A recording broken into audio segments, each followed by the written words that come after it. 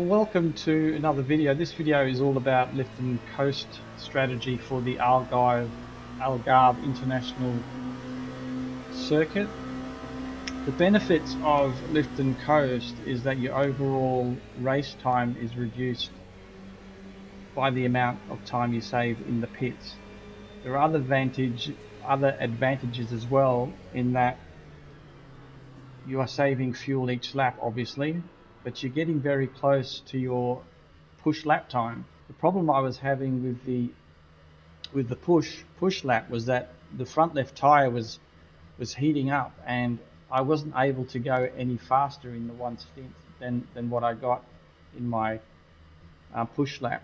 Whereas with my lift and coast lap, once I can replicate those laps time after time, because I'm not heating up the tires. So it is a very good strategy. It also means you're not over driving the car and over braking, because one of the big problems in this vehicle is if you hit the brakes too hard, you can lock up, wreck the tires and create a flat spot, or the back end just goes around. And if you've driven the LMP2, then you know that it can be quite difficult. So I'm going to go around the circuit and give you my lift off the throttle points and my braking points. And with that, I was able to stay out an extra lap or two, depending upon who's in the lobby. In one lobby, there was a very rapid guy who was obviously burning a lot of fuel, and he went into the pits 2 laps before me. And then in a later race, one guy who was fuel saving went into the pits 1 lap before me. So I'm not sure how well he was saving fuel. In any case, I only needed to do, in this week's daily race at Algarve, when I finally pitted, I only needed to put in 37 litres. So and for every litre you save just over a second. So we'll now go through the track and give you my lift off points. So just before we get to this barrier on the left hand side, around here I lift off, and I'm just going to coast all the way down here until I get to around the 75 meter point. I'll target its meters here. Then I start to brake, but I'm not braking heavy. I'm trying to carry as much speed through this corner as possible, and then get back on the power as soon as possible. And as soon as I get to this apex of this corner here, I let off power. Now when I've got a full load of fuel in my car, I need to brake a little bit earlier. So about this point I'm braking, and then as the car gets lighter, I can brake a little later. And then I just take this corner as per normal, stay close on the inside as possible, get on the power as quickly as possible, and it's full throttle.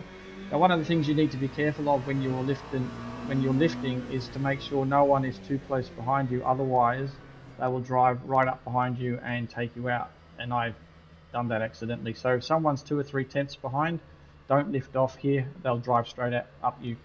But if they're 6 tenths behind or more, you should be okay. So about this point I lift off and I'm coasting.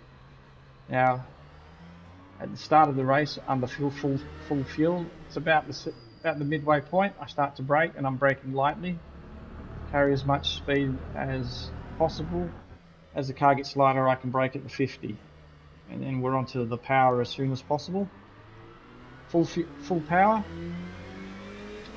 and as we come to here, we're lifting off around. Oh, we've gone too far again. Lifting off around here, and we're just coasting, leaving it in 4th gear as long as we can. And as we get here, we start just going through the gears, going back to 1st, trying not to use the brake as much as possible, and carry the speed around the corner and get onto the power.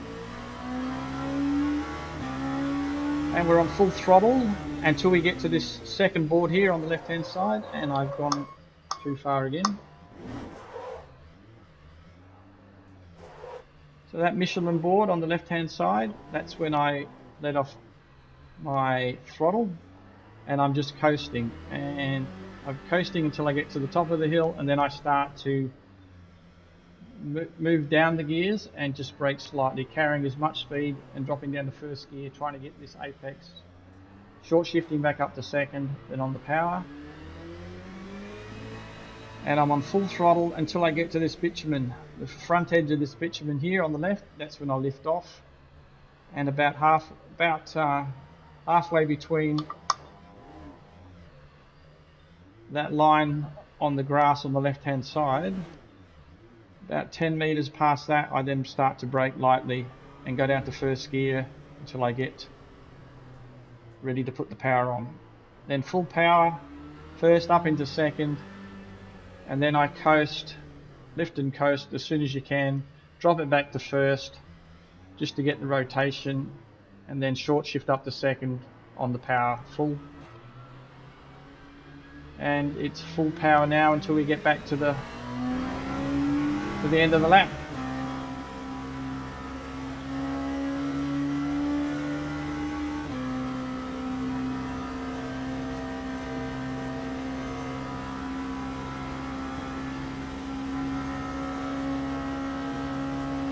Time 6:02.50. And that's how I lift and coast around the track. Well, I hope you found that track guide for the lift and coast helpful. I'm now going to show you firstly a push lap, and then show you the lift and coast lap. And as you'll see, I was able to get my lift and coast lap within around 2/10 of what my push lap was.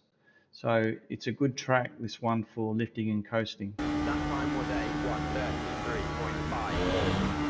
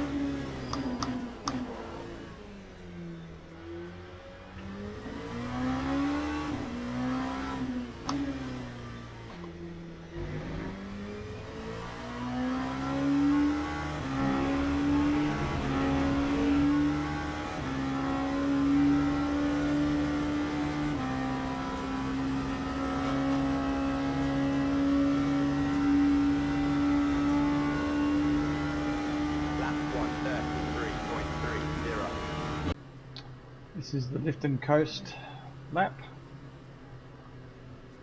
Lap 1:33.70.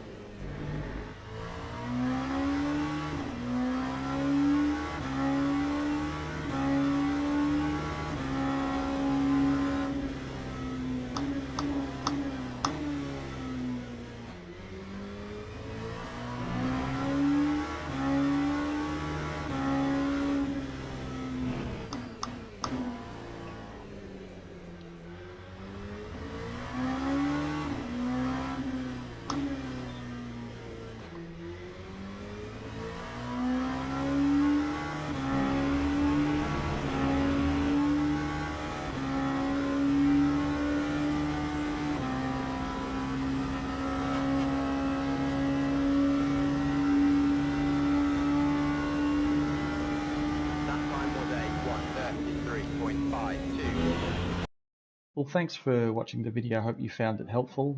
I've been doing the lift and coast strategy now for about 2 months, and I found the strategy to work well. My consistency has improved.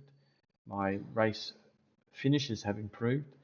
And just looking at my percentages for top fives, top threes, and first, they certainly improved.